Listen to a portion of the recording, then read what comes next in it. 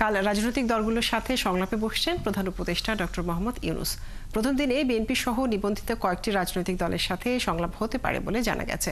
আইন, সংবিধান, নির্বাচন, দুর্নীতি দমন কমিশন ও পুলিশ সহ 6টি সংস্কার কমিশনের কাজ শুরুর আগে দলগুলোর সাথে এই সংলাপকে গুরুত্বপূর্ণ বলে মনে করছে সরকার। এই উদ্যোগে স্বাগত জানিয়েছে বিএনপি সহ সমমনা রাজনৈতিক দলগুলো।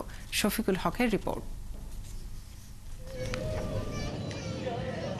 রাষ্ট্রের গুরুত্বপূর্ণ সাংবিধানিক ও সরকারি প্রতিষ্ঠানগুলোর আমূল সংস্কারের লক্ষ্যে 6টি কমিশন গঠন করে সরকার। যদিও কমিশন গঠনের পর পাল্টে যায় সংবিধান সংস্কার বিষয়ক কমিশনের প্রধান, জানিয়ে বিতর্ক তৈরি হয়। এ নিয়ে আলোচনার প্রেক্ষাপটে উঠে আসে কমিশনের কাজ শুরুর আগে দলগুলোর সাথে সংলাপের প্রসঙ্গটি।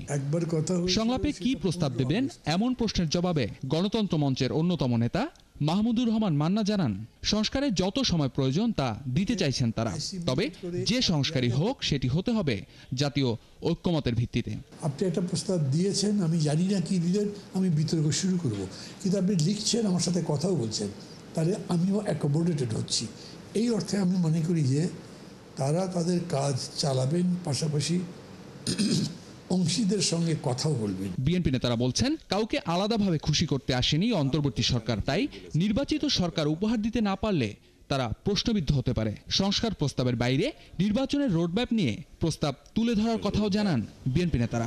নির্বাচন অনুষ্ঠান সংক্রান্ত যে সমস্ত রিলেটেড সংস্কার আছে ওগুলোর বিষয়ে কথা থাকবে।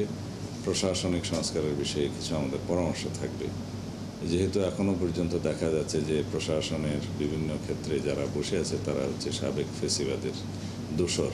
একটা রোডম্যাপ দেওয়া দরকার, যাতে করে জনগণ বুঝতে পারে যে এটা হলো তাদের রোডম্যাপ। এখানে সেনাপ্রধান একটা বলেছে, এমনকি প্রধান উপদেষ্টাও বলেছে, আবার উপদেষ্টা মণ্ডলীর কেউ কেউ সদস্য বলেছে না আরও সময় লাগতে পারে। এই ধরনের মধ্যম কথাবার্তা এটা আমরা এক্সপেক্ট করি না।